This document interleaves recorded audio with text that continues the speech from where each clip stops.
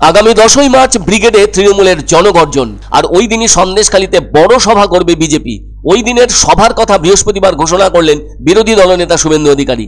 শেখ শাহজাহান গ্রেপ্তার হতেই এদিন শুভেন্দু পৌঁছন সন্দেশখালীতে, আর ওই জায়গায় দাঁড়িয়েই তিনি নিজের মুখে ঘোষণা করেন 10ই মার্চ ওখানে বড় সভা করবেন বিজেপির নেতাকর্মীরা। যদিও তার আগে প্রধানমন্ত্রী বাংলায় আসছেন 3 দিন সভা করবেন বলে, যার মধ্যে 8ই মার্চ বারাসাতে রয়েছে প্রধানমন্ত্রীর সভা।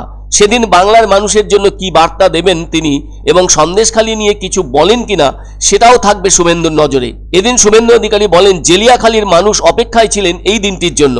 কবে মোদিজির সৈনিকরা আসবেন এখানে তারই অপেক্ষায় ছিলেন ওখানকার মানুষ। শুভেন্দু বলেন, অনেক লড়াই করতে হয়েছে, সিঙ্গল বেঞ্চ, ডিভিশন বেঞ্চ ঘুরতে হয়েছে, আবার হেড কাউন্ট করা হয়েছে, আর যিনি নৌকো চালাবেন তাকে নৌকোয় উঠতে দেওয়া হচ্ছে না। সেজন্য শুভেন্দু এদিন জোরের সঙ্গে বলেন, গোটা দ্বীপ আমার সঙ্গে, গোটা গ্রাম আমার সঙ্গে। দেখুন, এদিন 10,000 মানুষ বেরিয়ে পড়েছে, কেননা 10ই মার্চ বড় সভা হচ্ছে। এই এলাকায় হচ্ছে সেই বড় সভা, তাতে আমিও থাকব। এই সন্দেশখালীতে এর আগেও আরো 2 বার যাওয়ার চেষ্টা করেছিলেন শুভেন্দু, যে কারণে প্রথম দিন দলের 3 বিধায়ককে নিয়ে গিয়েছিলেন তিনি, কিন্তু সরবেরিয়া বাজারের কাছেই পুলিশি বাধার মুখে পড়েন তারা। আবার 144 ধারা জারি থাকার কারণ দর্শিয়ে শুভেন্দুদের ভেতরে যেতে বাধা দেয় পুলিশ। সে কারণে ওই দিন বিকেল পর্যন্ত ধর্নায় বসে থেকে ফেরত চলে আসতে হয় তাদের।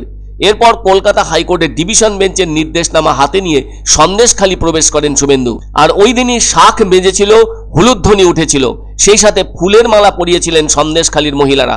তবে এদিন শেখ শাহজাহান গ্রেপ্তার হতেই শটান শুভেন্দু সন্দেশখালীর মাটিতে পৌঁছেছেন। আবার এদিনও তাকে দেখে হলো পুষ্পবৃষ্টি। নতুন করে শাঁখও বাজালেন মহিলারা, ফুলের মালা পরালেন শুভেন্দুর গলায়। সে কারণে শুভেন্দু সোচ্চার কণ্ঠে বলে উঠলেন, সমগ্র দ্বীপ আজ আমার সঙ্গে। বলতে পারা যায় ঘটনাচক্রে ওই 10ই মার্চ শেখ শাহজাহানকে আদালতে পেশ করার দিন পুলিশের। বোধহয় এটা তার মনে পড়তেই মুহূর্তে 10ই মার্চ বিজেপির পক্ষ থেকে সভা করার কথা ঘোষণা করেন শুভেন্দু। সকলেরই মনে আছে গত ডিসেম্বরে ব্রিগেডে গীতা পাঠের আয়োজন করেছিল বিজেপি।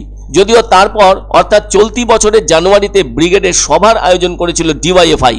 একটা বিষয় কিন্তু যথেষ্ট চিন্তার, তৃণমূলের ব্রিগেডের দিন সন্দেশখালীতে শুভেন্দুর পাল্টা সভা হলে বাংলার অবস্থা কেমন হবে সেটা নিয়ে যথেষ্ট আলোচনা শুরু হয়েছে রাজনৈতিক মহলে। এদিকে 2.5 বছরের বেশি কিছু সময় ধরে বিধানসভার বিরোধী দলনেতা হিসেবে রয়েছেন শুভেন্দু অধিকারী। তবে এই সময়কালের মধ্যে শুভেন্দু 3 বার সাসপেন্ড হয়েছেন বিধানসভা থেকে। তার এই ঘন ঘন বহিষ্কারের বিষয়কে পাত্তা দিতে নারাজ শুভেন্দু, বরং রাজ্যের মানুষের অধিকারের দাবিতে সরব হয়ে আগামী দিনেও বিধানসভা থেকে সাসপেন্ড হতে রাজি আছেন বিরোধী দলনেতা শুভেন্দু অধিকারী।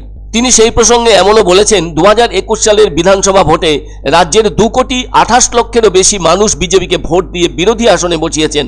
সে কারণে আমি এবং আমার দল বাংলার প্রতি দায়বদ্ধ।